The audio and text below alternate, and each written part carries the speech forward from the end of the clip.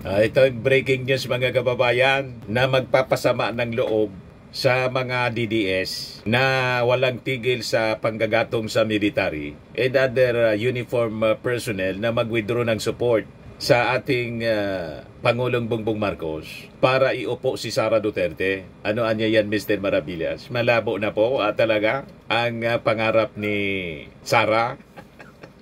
In-announce ngayon mga kababayan ng ating Pangulong Bongbong Marcos ang base pay hike for military uniform personnel. Ayan ba? Yung implementation nito in 3 tranches beginning 2026, yung increase sa sweldo, base pay ng military and uniform personnel or MUP. In a video statement posted on his social media accounts, Marcos recognized the sacrifices of MUP, particularly when the country was slammed by consecutive calamities recently. Lalong mapapamahal yung ating Pangulong Bongbong Marcos sa ating military. So bakit papatulan mga kababayan ng uniform personnel ang panggagatong ng kampo ng mga Duterte? Di ba? Yung ating Pangulo malapit sa ating military. Kasi mismo ng ating Pangulo isang sundalo. Di ba? Hindi papabayaan ng armed forces, ng military ang ating Pangulo kasi siya mismo ay isang sundalo tulad ng kanyang tatay, mga kababayan. At makikita naman ninyo po ang pangunguna mismo ng ating Pangulong Bongbong sa paglaban sa korupsyon mula ng ating armed forces. Pilit nilang binabaliktad ang kwento. Malabo po, pinapalabas ninyo, kurap ang ating administrasyon, ang ating Pangulo. Paano naging kurap ang ating administrasyon na siya mismo nangunguna sa paglaban sa korupsyon? Lalo na dito sa controversial na flood control projects. Di ba po mga kababayan? At wala pa na kagawa na mga previous presidents sa ginagawa ngayon na pagpapaimbestiga ng ating Pangulong Bongbong. Ito po yung announcement ng ating Pangulong Bongbong. Nitong nagdaang taon at buwan, hinarap natin ang mga hamon ng kalikasan. Malalakas na bagyo, magkakasunod na lindol, pagputok ng bulkan, at mga pagbaha. Sa gitna nito, naging matibay na sandigan ng bayan ang ating mga military at uniform personnel o MUP. Hindi rin nawawala ang banta sa ating seguridad. Ngunit panatag ang sambayanan dahil nandyan ang ating kapulisan at kasundaluhan. Ang ating mga MUP ang unang sumasagot sa tawag ng tungkulin kahit kaakibat nito ang mga banta sa kanilang kaligtasan. Sa lupa, tubig, o himpapawid, hindi kayo nagdadalawang isip na magsakripisyo ng inyong kaligtasan para sa kapakanan ng bawat Pilipino. Bilang pagkilala sa inyong walang sawang paglilingkod, dedikasyon at husay, ating itataas ang base pay ng MUP. Kasama rito ang lahat ng military and uniform personnel mula sa Department of National Defense, Department of Interior and Local Government, Philippine Coast Guard, Bureau of Corrections, National Mapping and Resource Information Authority. Ito ay ipapatupad natin sa 3 tranche sa January 1, 2026, January 1, 2027 at January 1, 2028. Bukod pa riyan, simula January 1, 2026, ang subsistence allowance ng lahat ng MUP ay magiging 350 pesos na kada araw. Naniniwala ang administrasyong ito na ang mga nagtatanggol sa bayan ay nararapat rin protektahan ng pamahalaan. Makatarungan sahod at sapat na suporta, ito ang handog ng sambayanan sa ating mga tagapagtanggol. Mabuhay po kayo. Mabuhay ang bagong Pilipinas. O narito mga kababayan, 2 days ago yata yon, yung isang military captain po na nabulag at na-discharge for disability, na-reinstate ng ating Pangulong Bongbong Marcos. Ito, si Captain Jerome Hakuba. Sabi niya sa kanyang Facebook blog, ako po ay pumasok na sundalo buo, kumpleto. Pero ngayon, lumabas ako na wala ng paningin. Subalit, ang sabi ko, hindi nawala ang aking paningin. Ibinigay ko lang ito sa ating bansa. Na-discharge ako because of my disability. I was totally blind. Nasabugan ako ng bomba. Kaya nakarating mga kababayan sa ating Pangulo yung video po ni Captain Hakuba. Kaya pinomote pa nga siya. Ito yung una niyang video na nakarating sa ating Pangulong Bongbong Marcos. Mga kababayan, ako po si Captain Jerome Hoxon Hakuba, Officer Das 146467 AGS Philippine Army. Ngayon po is November 30, 2025 at ngayon po ang cut-off ko bilang isang aktibong sundalo. Na-discharge po ako due to my disability. Ako po ay totally blind. Nasabugan po ako ng bomba sa Mindanao during our combat operation against the BIFF.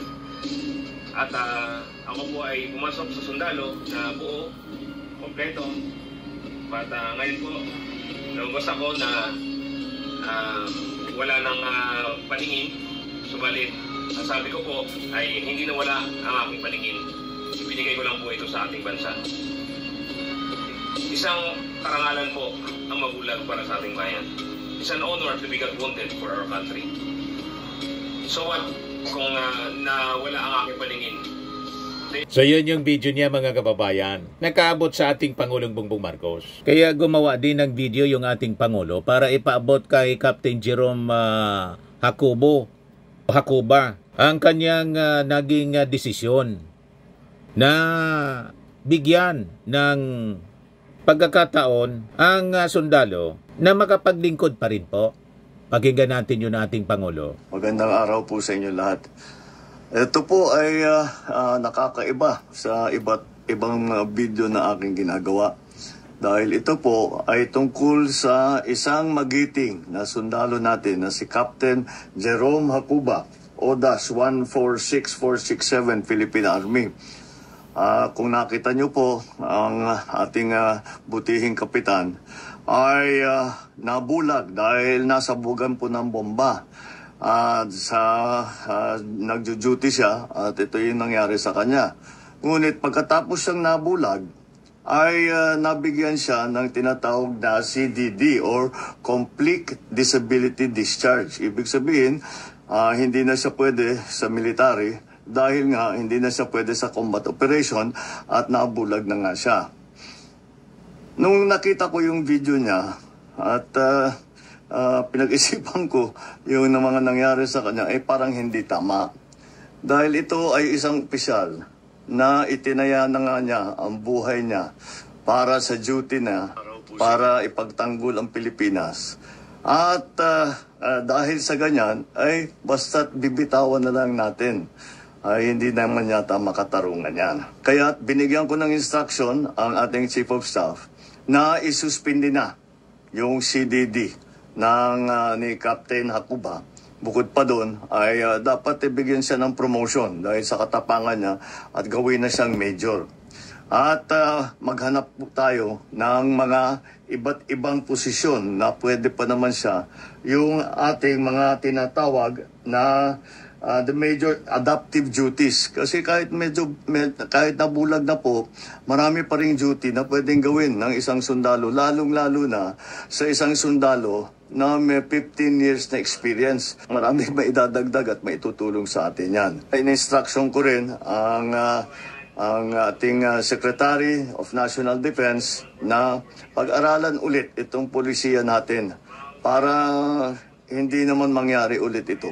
Na ang isang sundalo natin na nasaktan dahil sa sakripisyo niya, dahil ginagawa niya ang duty niya para ipagtanggol ang Pilipinas, ay basta't pagka nasaktan ay basta't bibitawan na lang natin. Hindi naman tama yon. Kaya't gagawa po tayo ng bagong polisiya sa CDD sa lalong madaling panahon. Ito ay para sa lahat ng ating mga sundalo na dahil sa ka-duty nila sila ay nasaktan, sila ay nagka-injury, ay dapat naman patuloy din ang ating pagkalala sa kanilang katapangan at sa kanilang sakripisyo. Kaya't ito po ang pagbabago na gagawin natin. Mabuhay ka, Captain Hakuba. Hindi, mabuhay ka, Major Hakuba. At mabuhay ang sandatahang Pilipinas. Di ba? Kaya tuwang-tuwa si Captain Acoba, major na siya ngayon. Laking pasalamat niya sa ating Pangulong Bongbong Marcos. Ito po, nagpasalamat siya sa ating Pangulo. Pakinggan natin yung pagpapasalamat ni major na siya ngayon, Jerome Acoba. Mr. President, sir, maraming salamat po, sir, sa inyong pronouncement na ako po ay inyong i-extend sa aking serbisyo. At maraming salamat din po, sir, sa promotion at sa inyong tiwala sa akin na ipagpatuloy pa rin ang aking serbisyo sa kabila ng aking kapansanan. Kaya sino po ba naman ako na tumanggi o mag-disobey sa aking Commander-in-Chief?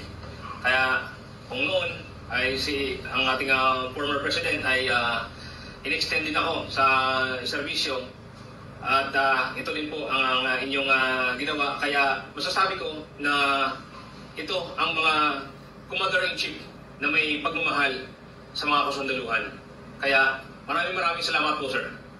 Sir, request permission to proceed, sir. Maraming salamat po sa tiwala. At binisita din siya, mga kababayan, ni General Browner. Yan di ba, mga kababayan? Napakasaya. Tama itong sinabi ni Montulfo. Sabi niya, ang utos ni President BBM na i-retain sa serbisyo o ang isang military officer na nagkaroon ng malubhang kapansanan sa pagtatanggol sa bayan ang lalong magpapamahal sa kanya ng buong kasundaluhan. Di pa rin makalimutan ni BBM na siya ay nag-training sa Philippine Army Rangers noon. Lalong lumabo, mga kababayan, yung pag-asa ni Sara. 3 trans hanggang katapusan ng term ng ating Pangulong Bongbong ang increase 3 tranches beginning next month, January 2026.